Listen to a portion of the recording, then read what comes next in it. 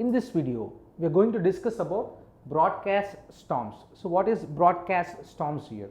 So without loop avoidance techniques in place, the switches can flood out broadcast messages into the networks, so which can become a broadcast storms here. So what are the scenarios we see in broadcast storms?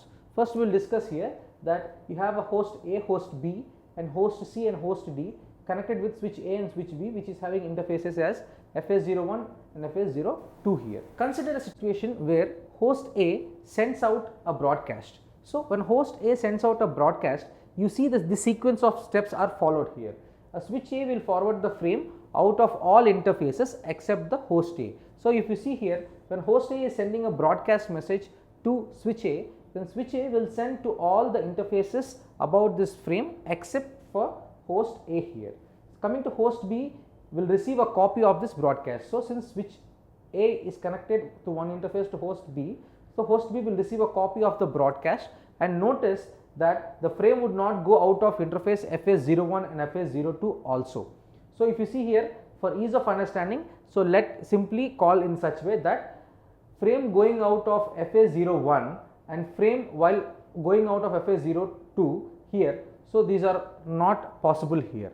So coming to, meanwhile one frame was sent out of FS02, so FS02 and FS01, then these are already received by host B here.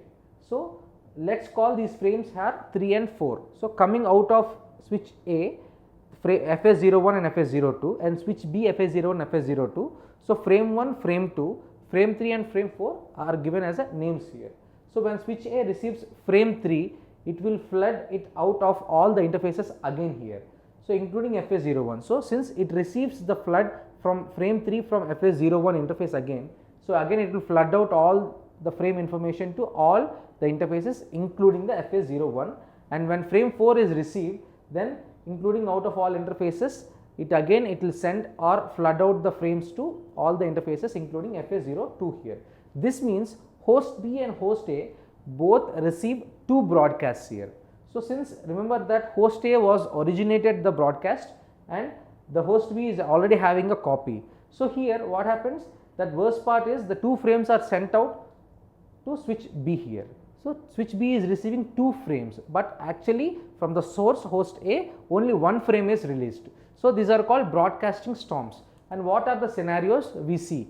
We see in broadcasting storms here, you see endless looping. So broadcasting storms can create endless looping, and similar to what happens in a broadcast storm, consider a situation where host A again sends a unicast destined to a host. So after sending unicast destined to a host here, which does not exist in the network. So unicast message does not exist in the network because they only do broadcasting out of all the interfaces. So unicast to a host which does not exist in the network also will come into the picture here, which is endless looping, forming a looping of the network again and again. So loops are very dangerous here because it will degrade the performance of the network.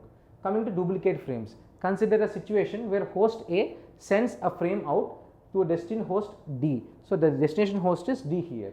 So when a switch A receives this frame, then it will know the host D information and it will flood out all the interfaces. That means it will again flood out the broadcast messages when it received from host D information, and it will again create a problem that duplicate frames might be how we have discussed in host A and host B situation.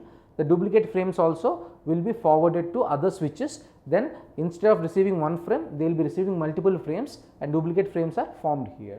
So coming to the next one is faulty CAM table. So the CAM table also will become faulty because if you consider a situation that where host A sends a frame destined to host C, when a switch A receives that frame, then it does not know where the host C resides. So what will happen? So it will flood out the frame to all the interfaces, so that switch B will receive the frame on both FS01 and FS02. Since it does not know about host C information, it has to flood out the information to the interfaces, so that the frames received in that interfaces, the switch which has two interfaces will receive 2 times of the frame information. So all of these problems can cause the switch network to come down or degrade its performance and also crashing down. They should be entry avoided or at least be minimized by using a spanning tree protocol, which will be discussed in the next videos.